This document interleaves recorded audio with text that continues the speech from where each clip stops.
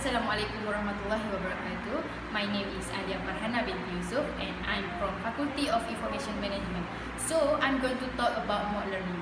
As most people know that MOOC learning is a learning medium that encourages interactiveness between students and lecturers.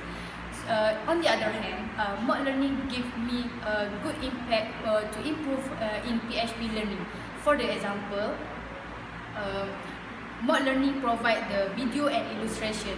So with the helping of the video and illustration, I can understand PHP language with easily.